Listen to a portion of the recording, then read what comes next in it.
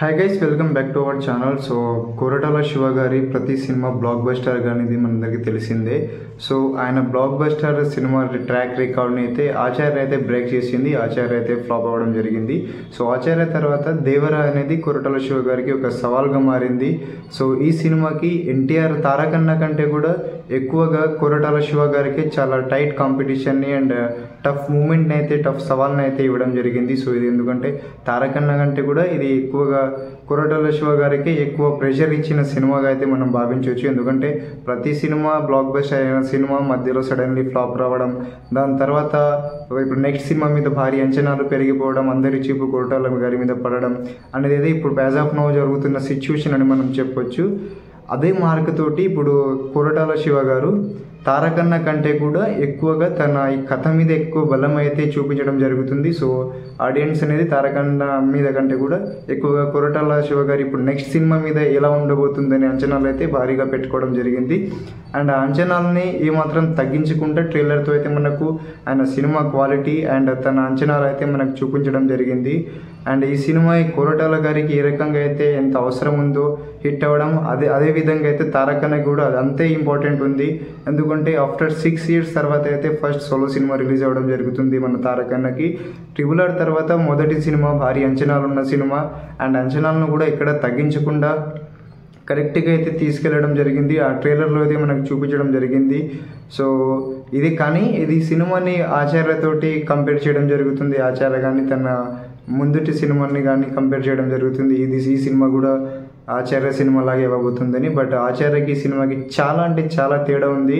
ఈ సినిమాలో వచ్చేసి మనకు తారకన్నకి డ్యూల్ రోల్ ఇవ్వడం జరిగింది. అండ్ దేవర అండ్ వర అనేది ఇద్దరు వాళ్ళ తండ్రి కొడుకుల ఎమోషన్ అయితే చూపించడం జరిగింది. సో విజువల్స్ కానీ, బీజిఎం కానీ, మ్యూజిక్ కానీ అన్నీ ఎవ్రీథింగ్ ఈజ్ పర్ఫెక్ట్. అండ్ ఒకే తెగకు చెందిన వాళ్ళు ఉంటారు ఇందులో, దేవర అండ్ భైరా. అండ్ వీళ్ళిద్దరిలో దేవర మంచోడు అండ్ భైరా చెడ్డోడుగా చూపించడం జరుగుతుంది. సో ఆయన భైరా చెడు పనులు, ఆయన చేసే రాంగ్ థింగ్స్ అన్నీ దేవరకి తెలిసిన తర్వాత ఆయన భైరా దేవరని చంపే ప్రయత్నం చేస్తుంటాడు.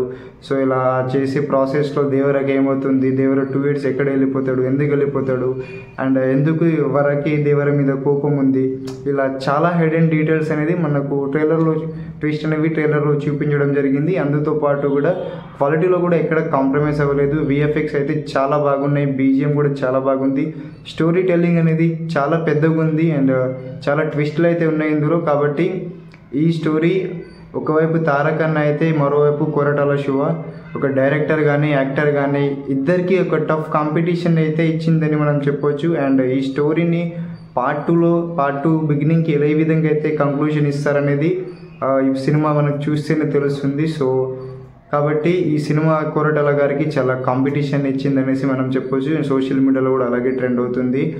వేరే సినిమాలతో కంపేర్ చేస్తున్నారు, బట్ అది ఎక్కడ ఆ అంచనాలను అయితే వాళ్ళు కంపేర్ చేస్తున్నట్టు అసలు ఎక్కడ సరిపోవడం లేదు. సినిమా వాటికి మించి ఉంది సినిమా, మనకి ట్రైలర్లో చూస్తే అర్థమవుతుంది. కాబట్టి కొరటాల శివ గారికి అండ్ తారకన్న గారికి ఈ సినిమా చాలా స్పెషల్. అండ్ ఈ సినిమాతోటి వాళ్ళ నెక్స్ట్ సినిమా మీద అనేది ఎక్స్పెక్టేషన్స్ అనేది ఉంటుంది. అండ్ ఇది ఖచ్చితంగా 2 పార్ట్లలో రాబోతున్న సినిమా కాబట్టి ఖచ్చితంగా స్టోరీ టెల్లింగ్ కానీ అండ్ సినిమాలో చాలా కథని మాత్రం వాళ్ళు దాచి ఉండడం జరుగుతుంది. కాబట్టి ముందు చూడాలి సినిమా ఎలా ఉంటుందో. బట్ సినిమాలో అయితే నేను చాలా నెగిటివిటీ ట్రోల్ చేస్తున్నారు, బట్ అది ఎక్కడ వాళ్ళు ట్రోల్ చేయడానికి ఆ సినిమాకున్న వాళ్ళు చూపించిన కంటెంట్కి ఎక్కడ సంబంధం లేదు. వాళ్ళ ట్రోల్ కంటే కూడా సినిమా చాలా అంటే చాలా బెటర్ ఉంది. అండ్ 2 పార్ట్లో ఉంది కాబట్టి సినిమా ఎప్పటికీ అర్థం కాదు. బట్ ట్రైలర్లో కూడా చాలా మ్యాక్సిమం అయినంత వరకు అయితే చాలా గట్టిగానే చూపించడం జరిగింది. అండ్ ముందు చూడాలి సినిమా రిలీజ్ అయిన తర్వాత సినిమా ఎలా ఉందో.